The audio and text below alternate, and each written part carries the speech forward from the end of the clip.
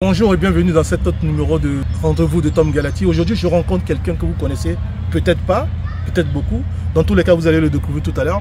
Il est très dynamique. De la salle des classes enseignant pendant plus de 15 années, il a sauté le grand pas vers l'entrepreneuriat. Quel type d'entrepreneuriat? Qu'est-ce qu'il fait exactement? Quelles sont les stratégies qu'il engage pour pouvoir se développer à l'international? C'est très intéressant pour moi et puis pour vous aussi notamment. C'est pour ça que je fais cette émission-là. Bienvenue sur les rencontres de Tom Galati. Recevons Bertrand Defoe. Merci.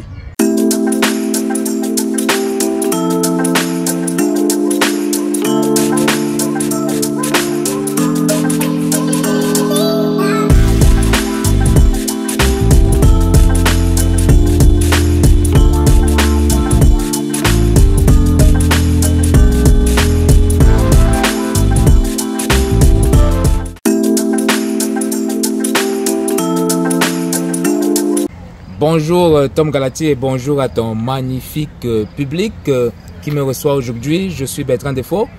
Nous sommes ici dans ce magnifique parc dans la grande région de Toronto. Il fait beau, je crois que vous vous en rendez compte. C'est l'été au Canada. Qui suis-je? Je suis Bertrand Defoe, Master Coach certifié, Leadership Coach certifié, consultant international en éducation et en droits humains, fondateur et directeur général d'Edugnation Consulting Inc., cabinet de consultation, de formation et d'accompagnement basé dans la grande région de Toronto. Nous avons célébré nos 8 ans au mois d'avril dernier.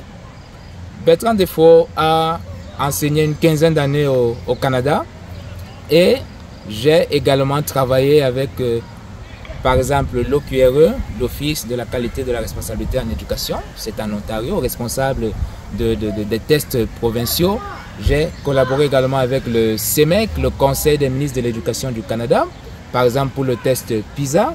Et j'ai travaillé avec plusieurs autres organismes, regroupements de parents comme PPE, Parents Partenaires en Éducation, ou les parents de la francophonie manitobaine, entre autres. Voilà donc, cher Tom, comment je me décrirais en quelques mots. De la salle des classes à l'entrepreneuriat, comment s'opère cette transition? Merci pour cette question, cher Tom.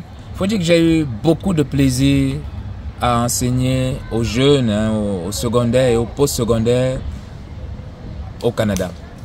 Mais comme vous pouvez sans doute l'imaginer, à un moment donné, on veut avoir beaucoup plus d'impact. La salle de classe devient petite là, et on s'est dit qu'on a beaucoup plus à donner à beaucoup plus de personnes, pas seulement en Ontario, pas seulement au Canada, mais aussi évidemment à l'international. Alors de là m'est venue l'idée de créer, de fonder le cabinet Edugnation Consulting Inc. Mon équipe et moi, depuis 8 ans maintenant, nous avons servi, selon nos estimations, plus d'1 million de personnes dans une vingtaine de pays. L'Amérique du Nord, l'Europe, l'Afrique et bientôt l'Asie, en Chine notamment. Alors, nous offrons plusieurs formations comme par exemple devenir consultant en 30 jours ou moins. Nous offrons aussi une formation sur la prise de parole en public, très appréciée par des entrepreneurs notamment, mais aussi par des personnes qui veulent renforcer leur leadership et renforcer leur personal branding. Et nous offrons évidemment des sessions de coaching très prisées au Canada et ailleurs dans la francophonie internationale. Je dois te dire, Tom, qu'après 8 ans d'entrepreneuriat, 8 ans avec Edugnation, avec notre équipe et avec notre réseau de partenaires, notre réseau d'appui dans une vingtaine de pays aujourd'hui, c'est une grande satisfaction qui m'anime et je suis d'autant plus heureux de notre cheminement que les choses vont bien, les projections sont très positives et nous recevons beaucoup de demandes de formation, demandes de conférences, demandes de visites dans différents pays. Malheureusement, faute de temps, on ne peut pas se dédoubler. Alors, nous demandons à tous nos partenaires de bien vouloir patienter. Nous avons toute une feuille de route, tout un calendrier que nous suivons méthodiquement. Voilà ce que je peux dire, Tom, sur cette transition de la salle de classe à l'entrepreneuriat. Bertrand, on voit dans ton entrepreneuriat, de ta démarche d'entreprise, que tu as fait le choix du coaching et du consulting. Pourquoi ces orientations? Tom, comme j'ai dit à l'introduction, j'ai enseigné une quinzaine d'années au Canada, mais avant le Canada, j'ai travaillé en Suisse. Je suis passé par la Suisse avant d'arriver au Canada. Alors, toutes ces expériences professionnelles et toutes ces expériences de vie, ces voyages, et bien sûr au Cameroun où je suis né, m'ont fait comprendre, Tom, l'importance de se faire accompagner, l'importance de se faire conseiller. On a beau être super intelligent ou intelligente, on a beau avoir de longues années d'expérience, tous les diplômes du monde, comme beaucoup de personnes qui nous écoutent, qui nous regardent aujourd'hui. Il n'en demeure pas moins que dans certaines situations, on a besoin de quelqu'un d'expérience qui nous tient par la main ou simplement quelqu'un qui a une autre perspective parce que nous sommes trop proches de l'action, nous sommes en fait à l'intérieur de l'action et on n'a pas assez de recul pour jauger, pour juger les situations et pour prendre les bonnes décisions. Autre chose aussi, pourquoi la consultation, pourquoi le coaching?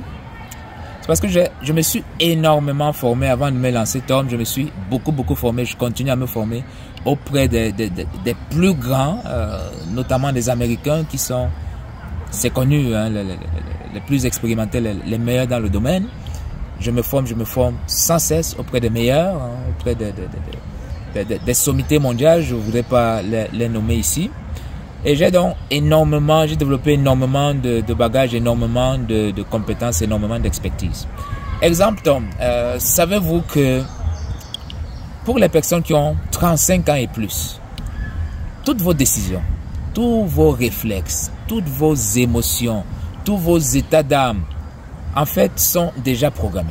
C'est-à-dire qu'à 95% de nos pensées, 95% de nos actions, 95% de nos décisions, 95% de nos choix, nous les faisons sans s'en rendre compte de manière automatique. C'est déjà programmé. C'est la programmation mentale. Beaucoup ne le savent pas. Par rapport à l'expérience ou qu'on a vécu? Par rapport à notre vécu. Ouais. On a des blessures émotionnelles, on a des frustrations. Souvent, on n'est même pas conscient de ça. On a des réminiscences. On en veut à ceci, à cela. On en veut à la vie, etc., etc. Et on a une façon de voir le monde, une façon souvent de regarder la vie, de regarder les gens. Ça se fait automatiquement parce que c'est enregistré, c'est dans notre subconscient. 95% si vous avez 35 ans et plus. Autre statistique encore, selon les recherches, Tom, ça ne vient pas de moi. D'un jour à l'autre, nous transportons avec nous 90% au moins de nos pensées. Ça veut dire que demain, nous allons transporter avec nous 90% de nos pensées et de nos émotions d'aujourd'hui. Et ainsi de suite, et ainsi de suite. Qu'est-ce que ça signifie? Ça signifie qu'en fait... Il y a plus d'impact négatif que positif en faisant ça? Oui, il y a plus d'impact. Ça dépend. Ça dépend? Ça dépend des vies. Si ta vie est déjà sur le droit chemin, sur le bon chemin. Bon chemin, j'entends ici par bon chemin, Tom, le chemin qui mène à la réussite, le chemin qui mène au succès, le chemin qui mène à ton épanouissement physique, mental, émotionnel, spirituel, financier. Si tu es déjà sur cette voie-là, c'est positif. Donc, c'est juste une continuité. Mais nous savons que beaucoup d'entre nous ne sommes pas sur cette voie-là. Au moins sur un ou deux aspects que je viens d'énumérer. Alors, le danger ici, c'est de ne pas se renouveler en fait. On avance, on prend de l'âge, on tourne en rond, on ne sait pas trop pourquoi. Ben, à partir de quel moment on fait une sorte de reset de notre esprit alors? Parce que est-ce que c'est quotidiennement, de façon hebdomadaire, ou bien à la fin de l'année, comme on a l'habitude de faire, on fait le bilan de tout ce qu'on a fait? Surtout pas à la fin de l'année, Tom. Surtout pas à la fin de l'année. D'ailleurs, nous savons que les résolutions de fin d'année, au bout de quelques semaines, beaucoup ne les suivent plus. Nous le savons. Je ne vais pas développer le pourquoi, mais enfin. Je reviens à ta question. Je reste sur ta question. En fait, on doit s'auto-analyser, s'auto-examiner quasi quotidiennement. Il y a une stratégie que je partage dans mes sessions de coaching. C'est qu'à la fin de la journée, en soirée par exemple, il faut faire le bilan et même écrire, tenir un journal. C'est très très important d'écrire. Il y a des études qui ont montré que lorsqu'on écrit, eh bien ça reste. Écrire, ça imprime dans la mémoire et ça contribue à imprimer dans son subconscient. Donc, en fin de journée, en soirée, on fait le bilan de sa journée. Qu'est-ce qui a fonctionné et qu'est-ce qu'on aurait pu faire différemment. Et ensuite, on planifie le lendemain. qu'est-ce qu'on devrait faire demain? Quelles sont les actions? Pourquoi on va rencontrer cette personne ou ces personnes-là? Ça nous permet de planifier ces rencontres avec stratégie. Qu'est-ce qu'on dira, qu'est-ce qu'on ne dira pas, qu'est-ce qu'on essaye d'obtenir, quelle argumentation on va poser sur la table, etc., etc. Une autre stratégie encore, Tom, c'est simplement de lire. Malheureusement, beaucoup ne prennent plus le temps de lire ou d'écouter des livres audio. D'ailleurs, YouTube est la plus grande bibliothèque au monde aujourd'hui. Il y a tellement de livres audio en français, en anglais, dans différentes langues qui sont disponibles sur YouTube gratuitement, et des livres extraordinaires écrits par des auteurs vraiment magnifiques qui nous donnent des clés aux difficultés que nous rencontrons aujourd'hui. Oui, à côté de ça aussi, on voit Bertrand en ligne effectuer plusieurs voyages à travers le monde. Récemment, vous avez passé plusieurs moments, plusieurs semaines en Chine. Vous aviez aussi en Côte d'Ivoire et dans d'autres pays africains. En train de faire une conférence à Paris. Paris-Dauphine. Université Paris-Dauphine. Créateur, chasseur d'opportunités. Comment Bertrand se définit? Beaucoup de personnes me posent cette question depuis quelques mois. Au début, Tom, j'ai donné la raison principale pour laquelle j'ai quitté l'enseignement en salle de classe pour l'entrepreneuriat. C'est toujours pour avoir le maximum d'impact, pour apporter le plus de valeur dans la vie du maximum de personnes possible. C'est ça mon fil conducteur. Lorsque je vais en Côte d'Ivoire, et j'y suis allé plusieurs fois, et je retourne d'ailleurs dans pas très longtemps, c'est pour enregistrer mon cabinet Education qui est enregistré, qui est officiel, etc., et qui commence à prendre sa place dans le paysage entrepreneurial ivoirien. J'ai d'ailleurs le bonheur de me rendre dans le nord de la Côte d'Ivoire. Vous avez dû voir ces publications à Korogo, Korogo et dans les environs. Quand je vais par exemple à Paris, c'est sur invitation de l'organisation Les Entretiens de l'Excellence, qui fait appel à mon expertise dans le marketing et la communication, afin que je partage mon expérience avec les plus jeunes, avec les jeunes Français et Françaises. Quand je vais en Chine, c'est dans le cadre d'un voyage d'affaires organisé par un groupe d'entrepreneurs d'origine africaine, dont certains sont depuis longtemps installés en Chine, et c'est pour démystifier un peu, si vous voulez, la Chine. On entend tout et son contraire sur la Chine. Qu'est-ce qui est vrai, qu'est-ce qui n'est pas vrai, etc., etc. Je voulais me faire ma propre idée de la réalité chinoise, et les 3 belles semaines extraordinaires, ces 3 semaines que j'ai passées en Chine, m'ont permis Tom, de me rendre compte que malheureusement, il y a trop de discours négatifs à tort sur la Chine. L'expérience chinoise pour moi a été magnifique, extraordinaire, je ne trouve pas d'autres mots, a été transformationnelle pour moi et pour mes collègues avec qui j'ai partagé donc ces 3 belles semaines. Et de cette expérience chinoise est née des amitiés extrêmement belles, extrêmement fortes. Et avec certaines personnes d'ailleurs du groupe, nous sommes en train de travailler sur des projets magnifiques. Mais nous apportons aussi notre expertise, notre connaissance de la Chine vers la Côte d'Ivoire, vers l'Afrique en général et vers la diaspora africaine. Expérience chinoise que Bertrand veut faire partager avec l'Afrique à travers des opportunités, des relations que vous avez tissées là-bas. De nombreuses relations d'affaires, Tom.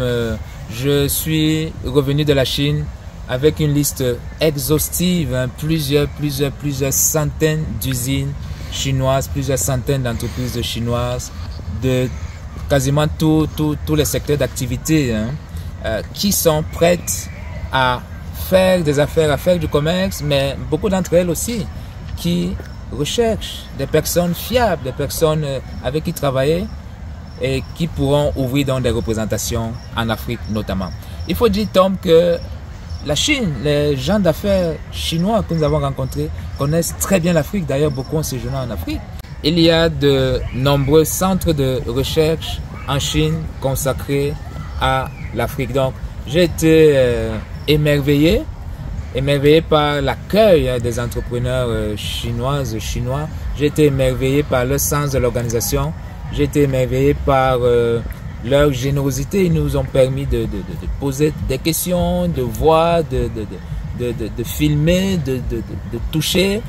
Et j'ai été émerveillé, Tom, en un mot, par leur sens des affaires. Il faut dire que les entrepreneurs chinoises ont beaucoup à nous apprendre. Et j'en ai appris beaucoup. J'ai beaucoup appris auprès d'elles, auprès d'eux en 3 semaines. C'est un voyage d'affaires que je recommande vraiment à toutes les personnes qui nous regardent, entrepreneurs ou professionnels.